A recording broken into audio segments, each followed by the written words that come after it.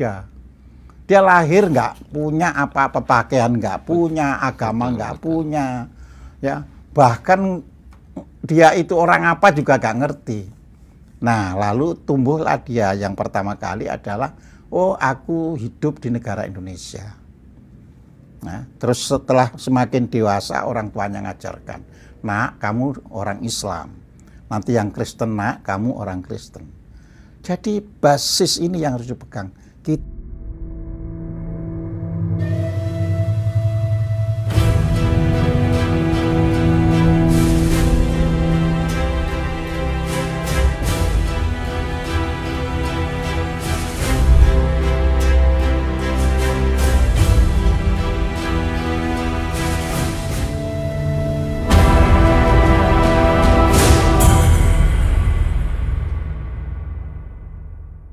Misalnya dalam suatu komunitas kedaerahan mungkin yang lingkup paling sempit mungkin di daerah A atau daerah B, kalau mungkin ada bisa suatu saat tahun depan atau 50 tahun depan itu muncul lagi ada sistem perbudakan, berarti itu dalam ini koridor agama tetap itu sama sah saja bisa istilahnya digauli dan sebagainya berarti Nggak bisa, karena ayat itu dari secara bukti loh ya, bukti ayat sendiri kan dikenal adanya nasakh mansukh.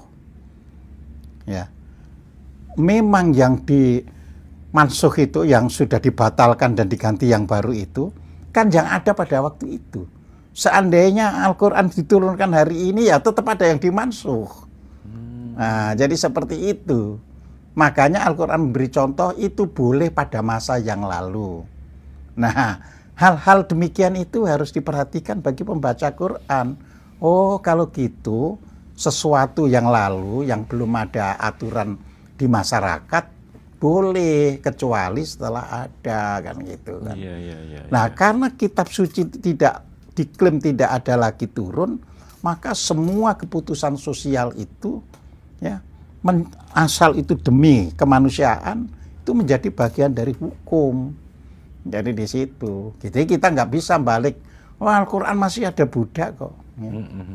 Nah, dari mana misalnya apa itu budak itu ingin diberantas oleh Al-Quran? Nah, inginnya kan yang harus kita baca kan, misalkan membebaskan budak, kan ada di Al-Quran. Ya, artinya ayat mengatakan budak tidak boleh lagi itu nggak bisa pada kondisi itu. Tetapi orang didorong untuk membebaskan budak. Nah, jadi membebaskan ini yang harus menjadi bagian dari umat Islam ke depan, kan gitu kan. Oke, Pak Kojem. Ini mungkin di sesi terakhir ini saya pengen membahas tentang toleransi. Ya. Ada ketika tahun berapa saya lupa itu 2016 atau tahun berapa itu seorang wanita yang dari Sumatera, beliau itu kebetulan rumahnya dekat rumah ibadah, ada pengeras suara yang sangat keras sehingga beliaunya itu komplain, akhirnya sama orang-orang umat itu dilaporkan sebagai penodaan atau penistaan agama hingga akhirnya terjadi vonis 18 bulan atau 1,5 tahun. Nah, saya ingin istilahnya Pak Kojem memberikan pendapatnya. Batasan toleransi secara bijak itu bagaimana? Karena ketika waktu Menteri Agama itu ada yang pernah bilang adzan itu disamakan dengan suara anjing menggonggong, itu malah lebih parah daripada yang ibu-ibu yang dari Sumatera.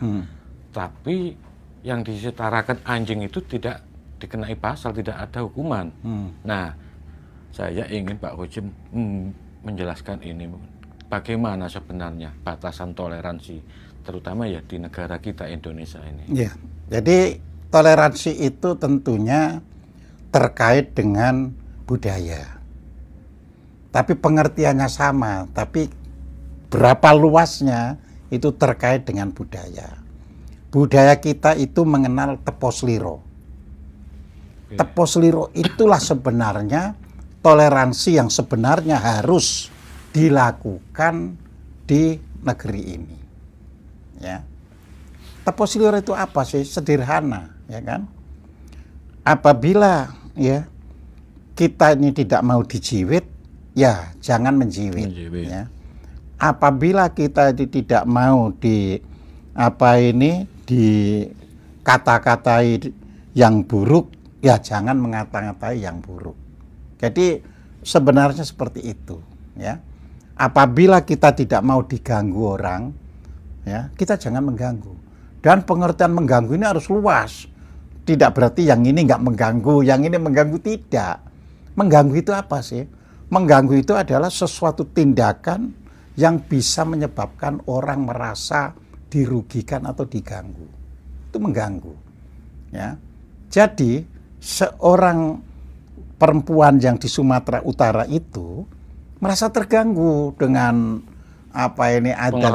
pengeras suara itu. Jadi bukan dengan adanya, dengan pengeras suaranya.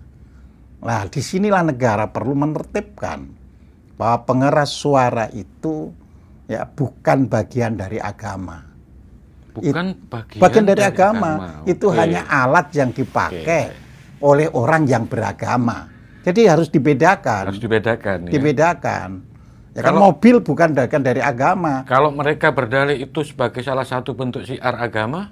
Loh, syiar itu kan kepada siapa? Kalau lingkungannya itu sama-sama orang Islam, itu namanya syiar. Tapi kalau lingkungan lain, ya nggak boleh. Gitu loh. Iya. Oke. Lingkungannya yang harus kita lihat. Kita ini lingkungannya plural sekali. Betul. Gitu, ya. Mengapa hal-hal demikian ini bisa timbul di Indonesia?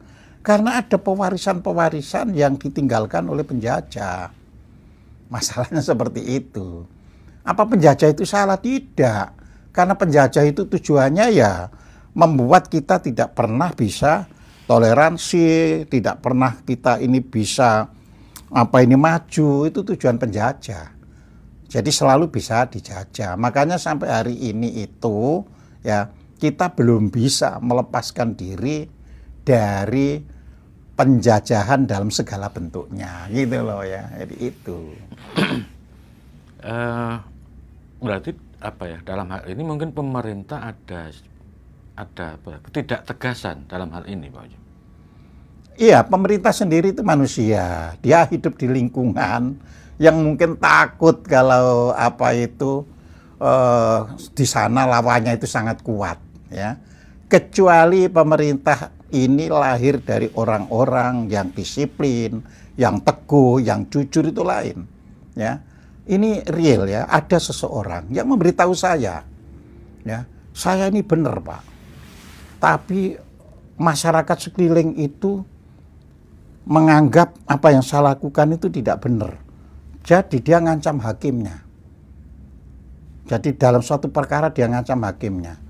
Kalau Pak Hakim sampai menangkan dia, maka masyarakat akan menghancurkan rumah Bapak. Akhirnya Pak Hakimnya itu datang ke yang mau dipidana ini. Pak, mohon deh, siap dinyatakan salah. Tapi nanti coba saya berikan perlindungan setelah dinyatakan salah. Tapi mau dulu dinyatakan salah. Sebab kalau tidak Pak, aku yang menanggung risiko. Demi menghakimi sesuatu, tapi aku yang menanggung risiko. Ya. Nah, ini realitas. Cuma aku kan nggak berani mengatakan siapa orangnya. Segitunya, Pak. Iya, tapi saya dengan jujur menerima seperti itu, ya kan. Dan hal semacam ini, ya, sekarang bisa kita lihat bagaimana orang korupsi tapi menang dan sebagainya. Ya sama dengan seperti itu aja, jangan jauh-jauh berpikir gitu loh. Ya. Mungkin harus ada regulasi yang mungkin agak istilahnya jelas biar tidak samar ketika nanti diterapkan dalam masyarakat. Karena ketika ngomong toleransi itu banyak persepsi dan juga abu-abu sekali di situ. Iya. Iya, sebenarnya toleransi itu sendiri tidak abu-abu. Seharusnya. Yang abu-abu itu adalah pelaksana penegak hukum di lapangan. nggak ada di situ. Ya tidak semuanya, tapi dari hari ini kita bisa melihat seperti itu gitu loh ya. Jadi memang yang kita serukan itu ya kita ngobrol seperti di podcast ini ya, mohon semoga pemerintah kita jadi lebih baik. Semoga lebih bisa menegakkan ya kan hukum dengan benar. Ini permohonan apa warga istilahnya ya. Jadi pemerintah menjadi lebih bijak, lebih tegas, lebih memihak kepada kebenaran, melindungi yang benar. Ya harus begitu ya, berani menghukum yang memang salah, jangan membuat orang dibuat salah ya kan. Jadi seperti itu gitu loh. Ini fakta ini Pak Kojem ya, ada kejadian ketika bangun sanggar ya, sanggar penganut kepercayaan, itu banyak yang protes. Yang protes mulai dari tetangga, RT dan sebagainya, yang notabene kan mereka mayoritas. Yang akhirnya ujung-ujungnya dimintai izin resmi dan sebagainya, MB dan sebagainya. Padahal ketika mungkin bangun musola dan sebagainya itu banyak yang tidak pakai izin. Karena mereka mayoritas, itu ya baik-baik saja. Nah, hal-hal ini kan perlu istilahnya pendewasaan, mungkin kesadaran masyarakat kita kan harusnya dibangunkan ini. Nah, bagaimana Pak Kojem melihat kejadian seperti ini? Ini tugas kita bersama. Bahkan para pemuka agama, jangan mentang-mentang mayoritas, harusnya ya bisa memberikanlah penyadaran kepada umatnya. Monggo Pak Kojem, mungkin di sesi yang terakhir sekalian beri closing statement buat nasihat kita semua Pak Kojem. Silakan. Jadi begini, saya hanya lupa saya tulis di buku yang saya tulis itu buku apa, karena kan ada 30-an buku yang sudah saya tulis, terus ada ratusan istilahnya makalah-makalah yang saya tulis, jadi saya cuma lupa. Tapi saya menyampaikan ya bahwa apa ini hidup di negara yang berbasiskan ya Pancasila sebagai landasan ya, kemudian konstitusinya itu 1945, tidak dikenal mayoritas dan minoritas. Jadi ini yang harus ditegaskan, tidak dikenal mayoritas dan minoritas. Iya, yang ada adalah semua adalah warga negara Indonesia, boleh memeluk agama apapun, ya kan? Nah, ketika apa itu masuk pada tataran yang dinamakan toleransi, semua pihak harus bisa menahan diri, jangan melakukan sesuatu syiar terhadap yang lain. Sebab kita pun nggak mau kalau ada yang lain ya melakukan syiar di tempat kita. Nah, ini yang harus dipahami. Ya, orang Islam misalnya ada orang lain nggak mau. Nggak mau. Ya, orang lain juga nggak mau. Sama kan? juga. Iya sama kan. Nah, disinilah yang harus kita mengerti. Kita didikkan bahwa kita harus bisa hidup. Ini bangsa Indonesia. Jadi kita harus sadar dulu, kita bangsa Indonesia yang berusaha mencapai tujuan Indonesia menjadi negara adil dan makmur. Bahwa agama dan sebagainya yang melekat di kemudian hari itu adalah ya sebagai faktor ya. Ini sebagai faktor saja, faktor yang kita dapatkan di kemudian hari. Kan nggak ada misalnya orang dilahirkan, saya lahir Islam, nggak ada. Dia lahir nggak punya apa-apa, pakaian nggak punya, agama nggak punya, ya bahkan dia itu orang apa juga nggak ngerti. Nah, lalu tumbuhlah dia yang pertama kali adalah, oh aku hidup di negara Indonesia. Nah, terus setelah semakin dewasa orang tuanya ngajarkan, nak kamu orang Islam, nanti yang Kristen nak kamu orang Kristen. Jadi basis ini yang harus dipegang. Kita adalah bangsa Indonesia ya, yang tidak kenal minoritas-minoritas, yang terdiri dari apa ini 700-an sekian bahasa dan 17.000 lebih pulau ya, yang semua mengikat satu tanah air Indonesia, ya kan, satu bangsa Indonesia, dan menjunjung bahasa persatuan bahasa Indonesia. Ini yang harus ditegaskan. Ya. Nah, tapi kita juga harus paham, selalu ada pengkhianat. Selalu ada orang-orang yang mau dibayar untuk melakukan perusakan-perusakan, untuk melakukan hal-hal yang bisa menimbulkan keonaran dan sebagainya. Kita harus sadar. Ya. Lalu siapa sih pengkhianat itu? Ya, pengkhianat itu gampang. Kalau senangannya bela ini, bela itu. Kita harus selalu, kita bangsa Indonesia. Begitu pemimpin berganti, kita junjung, kita dukung pemimpin yang baru. Nggak ada lagi istilah kemarin itu. Iya. Oke, ya. Nanti nggak akan lahir pengkhianat kalau gitu. Betul, iya. Betul. Ya. Tapi sekarang kan nggak faktanya itu. Masih yang kemarin-kemarin masih diangkat terus. Nggak bisa move on. Nah, nggak bisa move on. Kita harus terus ke depan. Gitu loh. Kita patuhi dan kita berusaha mendukung pemberantasan korupsi, mendukung pemberantasan narkoba, mendukung pemberantasan judol, ya kan, dan penggelapan-penggelapan lainnya. Kita dukung. Nah, kita menjadi bangsa yang tidak kenal minoritas-mayoritas, yang ada adalah bangsa Indonesia. Dan itu yang menjadi sumpah kita. Ya kan, sumpah kita kan nggak ada yang lain-lain. Cuma adanya kami putra-putri, ya kan, mengaku, ya kan, bertanah air satu, tanah air Indonesia. Ya, kami putra-putri mengaku berbangsa satu, bangsa Indonesia. Kami putra-putri menjunjung bahasa persatuan, bahasa Indonesia. Jadi kalau ini tetap ditegakkan, nanti Pancasilanya juga benar, ya kan? Betul. Konstitusinya Undang-Undang Dasar 45 juga benar, gitu loh, ya. Nah, kita masih minoritas, mayoritas. Jadi mayoritas minoritas itu bisa menyebar ke macam-macam, Mas.